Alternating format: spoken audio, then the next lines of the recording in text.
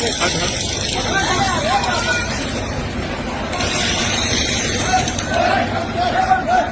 कोई नेता या नेता का बेटा कामर लेने जाता है? क्या कोई टीवी एंकर या एंकर का बेटा कामर लेने जाता है? या फिर कोई आईएएस या आईपीएस या आईएएस आईपीएस का बेटा कामर लेने जाता है? बरेली के शिक्षक रजनीश गंगवार पे एफआईआर हो चुकी है। अब एफआईआर किस बात पे हुई है? उन्होंने अपने बच्चों को एक कविता सुनाई थी अपने स्कूल में। मतलब हर शिक्षक का फर्ज होता है कि वो अपने बच्चों को अच्छी शिक्षा दे, मतलब अपने स्टूडेंटों को। और उन्होंने एक कविता सुनाई। कविता क्या है, पूरा मसला क्या है, उसमें उन्होंने बताया, खुद बताया कि मैं छोटे बच्चों को कहानी सुनाई। ये कविता मतलब कहानी नहीं, कविता सुनाई कि आप कामर लेने मत जाना, ज्ञान के दीप जलाना। और उनका जो है अर्थ भी गलत नहीं था। उन्होंने बाद में आके वीडियो में बताया कि मेरा जो है कोई भी बड़े बच्चों के लिए नहीं था, छोटे बच्चों के लिए था कि आप अच्छे इंसान बनना और कामर लेने मत जाना, ज्ञान का दीप जलाना। उनका साफ कहना था कि सब कुछ जो है पढ़ने से होगा, और जो है जो भी कुछ होने वाला आपके जीवन में बदलाव होगा वो शिक्षा से होगा। देखो रजनीश गंगवार जो हैं टीचर, उन्हें तो तुम छोड़ो, लेकिन आजकल के कामरिया जो आजकल के कामर लेने जाते हैं वो भी भाई साहब किसी से कम नहीं है। जब वो कामर लेने जाते हैं, ये कामर लेने आते हैं, आप सबसे पहले एक नोटिस करो कि सबसे पहले तो उनके हाथ में लठ मिलेंगे। लठ तो होना बहुत ज़रूरी है, क्योंकि अपनी सेफ्टी अपने हाथ में है। मतलब अपनी सेफ्टी तो अपने हाथ में ही, दूसरे की सेफ्टी भी अपने हाथ में है।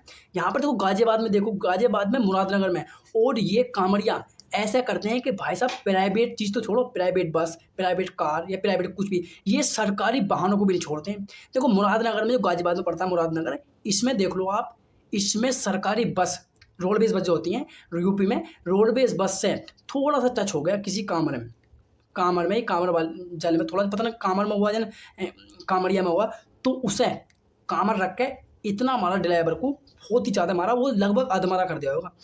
और इतना मानने के बाद भी, इतना मानने के बावजूद वहाँ पर जो बैठे थे, वो बस सवारी से भरी थी, मतलब उसमें बैठे थे, सवारी से भरी थी, उन्होंने बचाने की कोशिश करी तो उनसे भी धक्का मुक्की करी। कामरिया भी किसी से कम नहीं है आजकल के। पहले होते थे शांति से जाते थे, शांति से लाते थे, लेकिन अब ऐसा नहीं है। अब ट्रेंड बदल चुका है, अब पहले जैसा नहीं है। अब वहाँ की छोड़ो, अब आप देखो, चलो उसकी बस छोड़ो, उसमें टक्कर लगी होगी। अब आप ये देखो स्कूल की बस, स्कूल की बस में, स्कूल की बस की क्या गलती थी? स्कूल की बस जा रही थी और शायद कुछ लग गई होगी या फिर ना लगी, मुझे तो नहीं पता, लेकिन स्कूल की बस का शीशा तोड़ दिया। आप देखो यहाँ पर वीडियो चल रही है, और स्कूल की बस का शीशा तोड़ दिया। एक इससे पहले हरियाणा में एक वो हुई थी, ऐसी घटना सामने आई थी, उसमें भी स्कूल की बस का शीशा फोड़ दिया था, और उसमें तो बच्चे भी थे, इसमें तो बच्चे नहीं है, लेकिन स्कूल की बस तक की नहीं छोड़ रहे हैं ये। इतने मतलब बदल चुके हैं, पहले से बहुत बदल चुके हैं। और पहले तो क्या होता था, पहले गंगा जल लाते थे, चढ़ा देते, लेकिन अब ऐसा नहीं है। अब सबसे पहले अगर कांवड़ लेने जाओगे और उधर से कांवड़ लेके आओगे, तो सबसे पहले आप देखना, ज़्यादातर आज जो इस टाइप के हैं, जो कि मतलब बस तोड़ते हैं, गाड़ी तोड़ते हैं, या फिर मोटरसाइकिल तोड़ते हैं, या मारते हैं उन्हें, तो उनके हाथ में सबसे पहले तो कामर की जगह लठ मिलेगा, और कामर मिलेगी, लठ पहले मिलेगा, कामर बाद को मिलेगी।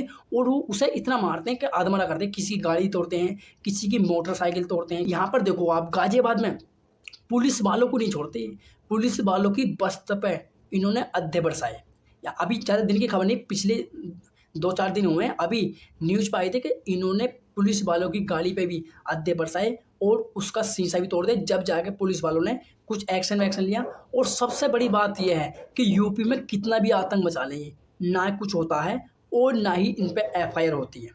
हालांकि जो गाड़ी वाले हैं, जो कि ड्राइवर हैं, उन पे एफआईआर हो जाएगी और उनकी जो है गाड़ी भी टूट जाएगी, और वो हो सकता है जेल भी चले जाएं। अब तुम इस वाली खबर को छोड़ो, देखो सरकारी बस है, सरकार की बस है, वो तोड़वाए ना तोड़वाए, मतलब वो तो उनकी मर्जी है, ठीक है। पब्लिक भी सरकारी है, पब्लिक भी सरकारी और बस भी सरकारी, तो ऐसा तो होता रहता है। लेकिन अब नया नियम क्या है, अगर आप कांवड़िया हो और आपके पास पैसे नहीं है खाने को, या फिर आप पैसा नहीं देना चाहते हो, पैसे भी हैं ये देना नहीं चाहते हो, तो आप ऐसे ही खाना खा सकते हो।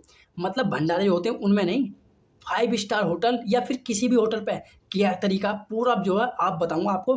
कि यहाँ पर देखो अमरोहा, यूपी में एक अमरोहा पड़ता है, और अमरोहे के पास एक गढ़गंगा पड़ती है, गढ़गंगा, वहाँ से लोग जल लेके जाते हैं मुरादाबाद साइड, मुरादाबाद रोड को लेके जाते हैं, तो बीच में पड़ता है अमरोहा।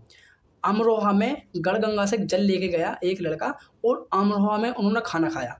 कई एक जने थे, शायद एक ही लड़का मैं बता रहा हूँ, तो उन्होंने अमरोहा में खाना खाया छक्के। और जब लास्ट में जब लास्ट में प्लेट की लास्ट हुई तो उन्होंने बोला कि होटल वाले ने हमारे आगे जो मतलब उनके आगे खाना था उसमें अंडे की गिरी आई थी। लेकिन वहाँ पर जब ऐसा हुआ तो वहाँ पर हड़कंप मच गया, और जब वहाँ पर हड़कंप मच गया वहाँ पर पुलिस पहुँची मौके पे, और पुलिस पहुँचने के बाद वहाँ पर जो फूड चेकिंग करने वाले होते हैं जो खाना वाना चेक करके बताते हैं कि इसमें क्या था, तो उन्होंने वहाँ पर फूड चेकिंग करने वाले पहुँचे और उन्होंने चेक करा और उन्होंने बताया कि उनके आगे कोई भी इस टाइप का जो है कुछ नहीं आया था, ना अंडे की गिरी और कुछ भी नहीं आया था। लेकिन जब थोड़ी देर बाद को पता लगा कि क्या मसला था, मसला ये था कि वो फ्री में खाना खाना चाहते थे, और वो इतने पुलिस आई, इतने कुछ हुआ, मतलब चेकिंग वेकिंग हुई, इतने तो वो कांवड़ी चले गए। तो यहाँ पर देखो, आप अगर आपके पास पैसा नहीं है या फिर आप पैसा नहीं देना चाहते तो आप कर सकते हो कांवड़िया हो। आप जब आप कांवड़ लेकर आओ, आप कहीं भी कुछ भी खा सकते हो, और लास्ट में जैसे इन्होंने बहाना मिला दिया ऐसे बहाना मिला दो और कितना भी खा लो। देखो दंगे कितने हुए, ये तो दंगे होना तो आम बात है और आगे भी होते रहेंगे। इतने कांवड़ चलेंगे, इतने दंगे तो होते रहेंगे। किसी की बस टूटना, किसी की मोटरसाइकिल टूटना, या किसी की दुकान टूटना, या किसी का होटल टूटना, ये तो आम बात है, और जब तक मतलब ये तो होते रहेंगे। अब मैं जो बरेली में टीचर पे एफआईआर करी थी जिसने, मैं उनसे कुछ सवाल पूछना चाहता हूँ। सवाल क्या है? सवाल ये है कि सबसे पहली बात, आप बताओ कि अपने देश में कितने नेता कांवड़ लेने गए? आप बताओ कि अपने देश में कितने नेताओं के बेटे कांवड़ लेने गए? और आप मुझे ये बताओ कि कितने टीवी एंकर ऐसे हैं जो कांवड़ लेने गए या फिर उनके बेटे कांवड़ लेने गए? क्या वो शिक्षा नहीं लेते? तो उन्होंने यही तो बोला। या फिर आप मुझे बताओ कि जितनी भी संस्था हैं, आरएसएस है या फिर बहुत ऐसी संस्था हैं, जैसे ये संस्था जो हैं, इनमें से जो इनके प्रमुख हैं वो कितनी बार कांवड़ लेने गए हैं? या भारत के प्रधानमंत्री जी कांवड़ लेने गए हैं, या यूपी के मुख्यमंत्री जी कांवड़ लेने गए, या फिर जो भी नेता हैं, विधायक जो भी हैं, क्या जो आईएएस या आईपीएस ऑफिसर होते हैं वो कांवड़ लेने जाते हैं? या फिर उन्हें छोड़ो आप, या जो आईएएस आईपीएस ऑफिसर के बेटे हैं वो कांवड़ लेने जाते हैं? आप मुझे इतना बता दो कि वो शिक्षा नहीं लेते? इनके बच्चे, जो नेताओं के बच्चे, टीवी एंकरों के बच्चे और बिजनेसमैनों के बच्चे, इनके बच्चे तो विदेश में पढ़ते हैं, और हम गरीब के बच्चे कांवड़ लेने जाते हैं। तो अगर आप ऑर्डर लाना चाहते हो, मतलब मैं उनसे सवाल पूछ रहा हूँ जिन्होंने कि एफआईआर करी, मैं उनसे पूछ रहा हूँ कि अगर आप, तो उनसे भी कहो कि एक बार वो भी तो लाएं, एक बार कांवड़। वो क्यों विदेशों में पढ़ रहे हैं?